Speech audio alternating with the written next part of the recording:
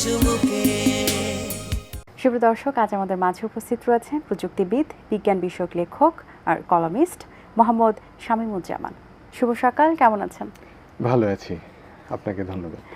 জি, আপনি দিনের বেলা কোড লেখেন আর রাতে বাংলা সাহিত্য, তো এই দুই জগতের মাঝে আপনি নিজেকে কোথায় খুঁজে পান? আসলে এই প্রশ্নটা আমাকে অনেকেই করে থাকে। তো যখন কোড লিখি বা গল্প, তো তখন দিন কখন শুরু হয় আর রাতে পৌঁছে যায়, আর রাত কখন শুরু হয় দিনে পৌঁছে যায়, বোঝাটা বড়ই মুশকিল হয়ে পড়ে। তো আপনার এই দিন এবং রাতের মাঝে কোড যখন লিখছি সেখানেও ভাষা, আবার যখন গল্প লিখছি সেখানেও ভাষা। তো এই দুইয়ের মাঝখানেই থাকি আর কি, সেটাই আমার স্বাচ্ছন্দ্যের জায়গা। আচ্ছা, নিজেকে কোন জায়গায় দেখতে বেশি ভালো লাগে, একজন প্রকৌশলী হিসেবে নাকি একজন লেখক হিসেবে? দুটোই। এই কারণে যে ভাষা নিয়ে তো কারবার, তো যখন প্রযুক্তি নিয়ে কাজ করছি সেখানেও কিন্তু ভাষা। আমি কোড লিখছি ভাষা দিয়ে, সেটা প্রযুক্তির ভাষা। সেই ভাষায় আপনার যুক্তি আছে এবং গণিত। আবার যখন গল্প লিখছি বা বিজ্ঞান নিয়ে কিছু লিখছি তখন সেখানেও ভাষা, হৃদয়ের ভাষা।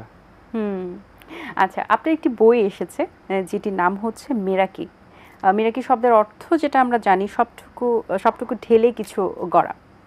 তো এই বিষয়টা নিয়ে আপনার বইটির সম্পর্কে আমরা একটু জানতে চাই, যেখানে 4টি গল্প সম্ভবত ঠাঁই পেয়েছে। আপনার কাছে জানতে চাই যে কি কি গল্প রয়েছে এখানে। মেরাকি আসলে একটা গ্রিক শব্দ। তো এর অর্থ হচ্ছে নিজের কাজ, সৃজনশীলতা আর ভালোবাসার মধ্যে নিজের আত্মার এক টুকরো ঢেলে দেয়া। আমি যখন এই বইটা লিখেছি সেখানে আমি আমার অংশটাকেই ঢালার চেষ্টা করেছি। তো এই বইতে 4 ধরনের গল্প আমি রেখেছি। প্রথমটা হচ্ছে অধ্যাপক সাহিবুল। এটা সম্পূর্ণ একটা ব্যঙ্গ গল্প। এখানে আমাদের সমাজ থেকে শুরু করেছি এবং শেষ করেছি এআই দিয়ে, আমরা কোথায় যেতে পারি। দ্বিতীয় গল্পটি হচ্ছে হোটেল অফ হ্যাপিনেস, সেটা মায়াবাস্তব বা ফিকশন। সেখানে খুশবু জামান বলে এক ছেলে, সে এক গাছ হোটেল তৈরি করতে যায় টাঙ্গাইলের শালবনে। তার ঘটনাগুলো সেখানে লেখা, কিভাবে সে সাকসেস পায়। তৃতীয় গল্পটা হচ্ছে আপনার একটা প্রেমের গল্প। সেখানে অরণ্য এবং রূপালী একটা দ্রোহী প্রেম, তাদের সমাজ কিভাবে তাদেরকে বাধা দেয় এবং সেখান থেকে তারা কিভাবে বেরিয়ে আসে, সেই গল্প। আর শেষ গল্পটা হচ্ছে কল্পবিজ্ঞানের উপরে, প্রমিথিউসের কারাগার। তো প্রমিথিউসের কারাগারে আমি দেখাতে চেয়েছি আপনার একজন প্রত্নতাত্ত্বিক, তিনি চট্টগ্রামের এক পাহাড়ে একটা মুখোশের মতো একটা পাত্র খুঁজে পান। সেখান থেকে একটা সুর বাজে এবং ঢাকাতে আরেকজন অধ্যাপিকা, তিনি জাঙ্ক ডিএনএর উপরে কাজ করতে গিয়ে সে একই ধরনের সুর খুঁজে পান। সেই সুর থেকে আপনার পৃথিবীতে তারা সহমর্মিতা দিতে চান, দয়া দিতে চান। তো সেইটা কিভাবে হলো, সেই ঘটনা। এবং একটু ব্যতিক্রম, পাঠকরা নিশ্চয়ই মজা পাবে পড়ে। আচ্ছা, আরেকটি বই রয়েছে, সেই বইটি সম্পর্কে একটু জানতে চাই, যেটির নাম হচ্ছে দূরবীনের অনুবীক্ষণ। সেটা সম্পর্কে জানতে চাই। দূরবীনের অনুবীক্ষণটা খুব অদ্ভুতভাবে লেখা।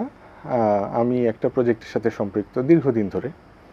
তো তাদের শেষ কার্যক্রমের জন্য যখন কথা হচ্ছিল, তো আমি একটা করে ঘটনা ঘটছে, সেই ঘটনার সাথে আমি আমার অভিব্যক্তিটাকে মিশ্রণ ঘটিয়েছি। শুরু হয়েছে একটা হরিণ দেখে, আমি কোড করছি, সামনে একটা হরিণ এসেছে, টানা টানা চোখ, গাছের পাতা খাচ্ছে আপন মনে, আমার দিকে কোনো ভ্রুকুটি নাই। সেখান থেকে শুরু এবং শেষে আমার যে উপলব্ধিটা হলো যে আমি এখানে কিছু করতে আসিনি, এখানে আপনার কিছু হতে এসেছি, সেই হওয়াটাই সম্পূর্ণ হয়ে আমি ফিরলাম, এটাই হচ্ছে এখানে। তো এখানে আমার এই বইটা লিখতে গিয়ে আমি তার কিছুদিন আগে তো আমার বাবা ইন্তেকাল করেছিলেন। তো ওনার স্মৃতিটা আমার বারবার আমার মনে জেগেছে। মনে হচ্ছিল যিনি আমার পাশে একটা একাকী চেয়ার ছিল, সেখানে বসে আছেন, দেখছেন কি করছি। এই সব কথাই এটা ডায়েরির মতো করে লেখা। বাবার কথাই বলতে চাই যে আপনার বাবা অধ্যাপক ডক্টর মনিরুজ্জামান ছিলেন একজন খ্যাতিমান ভাষাবিদ। তো তার বাবার ছায়া আপনার লেখায় কতটুকু পড়েছে বলে আপনি মনে করেন? প্রচণ্ড রকম, প্রচণ্ড রকম। কারণ উনার হাতেই তো আমার লেখা শেখা। মানে আমি কিভাবে লিখব, লিখতে হলে কী কী পদ্ধতি হতে হয়। প্রচুর কারেকশন ছিল যখন আমি শুরু করি সে সময়, এবং ওনার আবেশ আমার লেখার থেকে কখনোই যাবে না। হ্যাঁ, সবসময় আমি সেটা ধারণ করি আর কি। এবারে আসতে চাই এআই। যেহেতু আপনার বইয়েও এআই এর কিছু বিষয় আপনি লিখেছেন, হ্যাঁ হ্যাঁ, প্রকাশ পেয়েছে। এআই সম্পর্কে যে এখন আমাদের সকলেরই মনোভাব যে এআই যেভাবে নেগেটিভলি ইউজ করা হচ্ছে, তো এআইটা আসলে একজন লেখকের জন্য বা আপনার কাছে একজন সহকর্মী নাকি প্রতিদ্বন্দ্বী, যে যে কোনো কিছু হতে পারে? না, অ্যাকচুয়ালি এআই আমার সহকর্মীও না, প্রতিদ্বন্দ্বীও না। এআই আমার কাছে একটা রঙিন কলম। রঙের তো অনেক ভ্যারাইটি আছে, তো আমি যে রং নেব এআই আমাকে সে রঙই দেবে। একজন চিত্রশিল্পী যেভাবে চিত্র আঁকে সেখানে সে তার স্বকীয়তাটা দেয়, সেখানে এআই একটা বা কিছু একটা রং ঢালতে পারে। হ্যাঁ, মানুষ তো চিন্তা করে, এআই চিন্তা করতে পারে না। এআই হচ্ছে অতীতের যা ঘটেছে সেটাকে অ্যাকুমুলেট করে একটা কিছু তৈরি করে দেওয়া। কিন্তু আমি যেটা স্বপ্ন দেখব সেটা আমার নিজস্ব স্বকীয়। সেজন্যে এআই কখনোই আমার প্রতিদ্বন্দ্বীও না, আবার সহকর্মীও না। আচ্ছা, এখন নতুন প্রজন্মে যারা বই লিখছেন তাদের জন্য আপনার কি পরামর্শ থাকবে? প্রচুর পড়তে হবে এবং কল্পনা করতে হবে এবং নতুন নতুন জিনিস চিন্তা করতে হবে, তখন নতুন সৃষ্টি হবে। আচ্ছা, আপনার আরেকটি গল্প যেটি প্রমিথিউসের কারাগার, যেখানে জিন দিয়ে সহমর্মিতা আপনার স্বপ্ন, আজকের বাস্তব এআই যদি একদিন সিদ্ধান্ত নিতে শেখে, সেক্ষেত্রে তাকে সহমর্মিতা শেখানো কি আমাদের দায়িত্ব, নাকি পরবর্তীতে আমাদেরই বিপদের কারণ হয়ে দাঁড়াবে, কি মনে হয়? এআই অগ্রগামী মানুষের থেকে। হ্যাঁ, আমরা যা করি এআই তারা খুব দ্রুত করে ফেলে।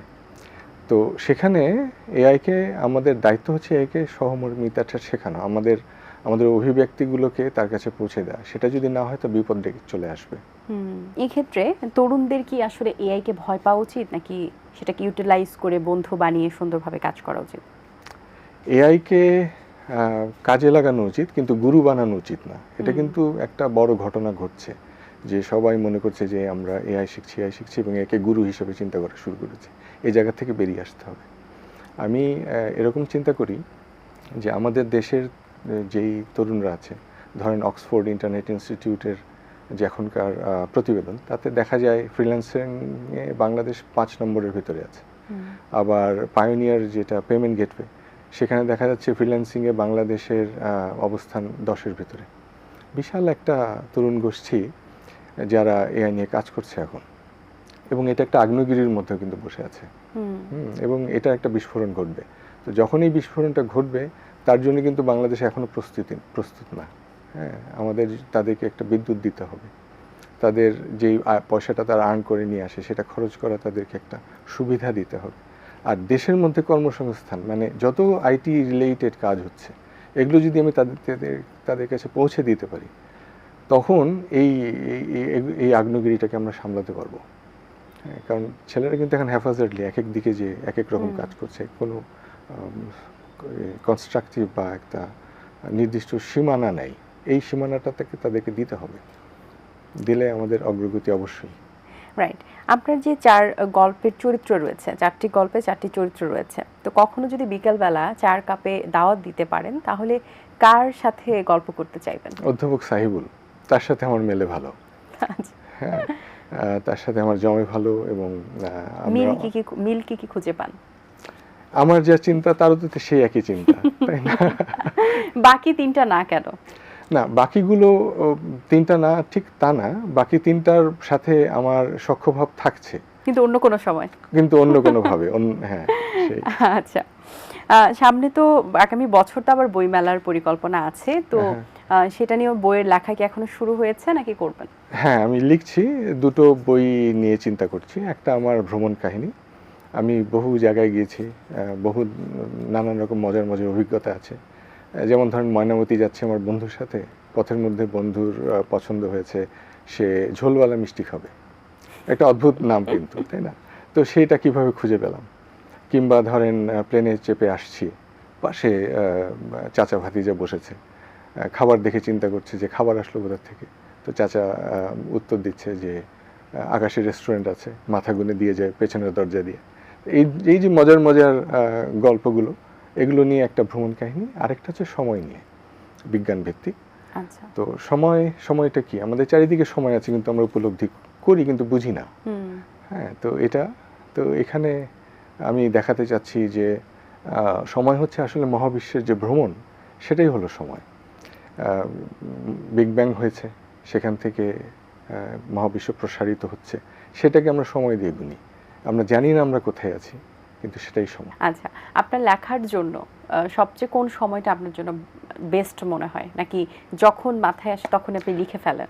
যখন আসে তখন, এবং আমি সবসময় নোট নেই। ধরেন আপনার সাথে আমার একটা আলাপচারিতা হচ্ছে, কিছু একটা পেয়ে গেলাম, ও কিন্তু আমি নোট নিয়ে রেখে দেবো, এবং যখন আমি লিখবো তখন সেটা ব্যবহার করি। আচ্ছা, প্রত্যেকটা গল্পেরই তো একটা লাস্ট এন্ডিং, একটা সুন্দর কিছু দিয়ে শেষ করার সিস্টেম রাখে আর কি সব, বা এক একজন লেখকের ধরন এক এক রকম লেখার।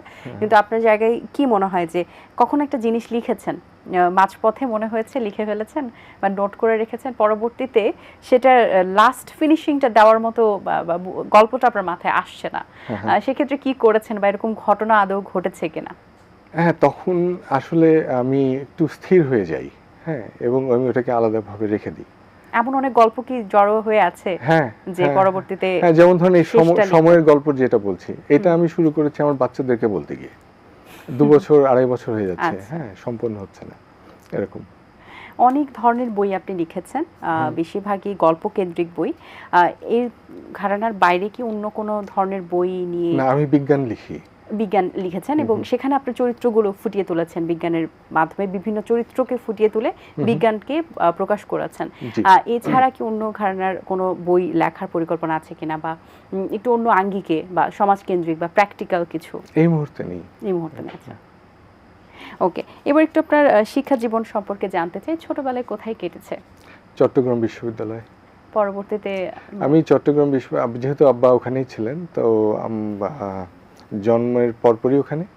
তারপরে আব্বু ভারতে যান পিএইচডি করতে, তো তখন দক্ষিণ ভারতে কিছুদিন পড়াশোনা করেছি। তারপরে আবার চট্টগ্রামে, আমি আমার অনার্স পর্যন্ত চট্টগ্রামে, তারপরে ঢাকা বিশ্ববিদ্যালয়ে কম্পিউটার বিজ্ঞানে মাস্টার্স করলাম। তারপর থেকে কর্মজীবন। বাহ, আপনার প্রথম প্রকাশিত বই কোনটি ছিল? কোয়ান্টাম রাজ্যের গল্প। আচ্ছা, এটা কত সালে প্রকাশ পেয়েছে? এটা প্রকাশ পেয়েছে 24-এ। আচ্ছা, আর কিন্তু লেখা তো শুরু করেছেন অনেক আগে থেকে। হ্যাঁ, 1986 সালে। এত পরে কেন প্রথম বই প্রকাশ? আসলে কখনোই, আব্বু বারবার বলেছিল যে তুমি যা লিখেছো ওগুলোকে একত্রিত করে একটা বই করো, কখনোই হয়নি। কিন্তু আব্বু চলে যাওয়ার পরে আমি যখন তার কাজ নিয়ে কাজ শুরু করলাম, তখন আমাকে কয়েকজন পাবলিশার বললো যে আপনিও যেহেতু লিখে এসছেন, কিছু লেখেন। সেই থেকে আসলে অনুপ্রাণিত হওয়া। আচ্ছা, বেশ, অনেক ধন্যবাদ আপনাকে, ভালো লেগেছে কথা বলে। শুভকামনা রইল আপনার জন্য, ভালো থাকবেন। আপনাকেও ধন্যবাদ। দর্শক, আশা করছি আজকের আয়োজন ভালো লেগেছে। আজ এই পর্যন্তই, দেখা হবে আগামী পর্বে নতুন কোনো অতিথির সঙ্গে। সেই পর্যন্ত ভালো থাকবেন, সুস্থ থাকবেন। দিন আসে দিন যায়, সময়টা চলে যায়, তবু আছি এই বেশ ভালো। জীবনটা রঙময়, যেভাবেই হওয়া চাই, নয় কবু সাদা কালো। এই আশাতে স্বপ্ন ভাসে, সুখ হাসে চোখে মুখে, চায়ের চুমুকে, চায়ের চুমুক।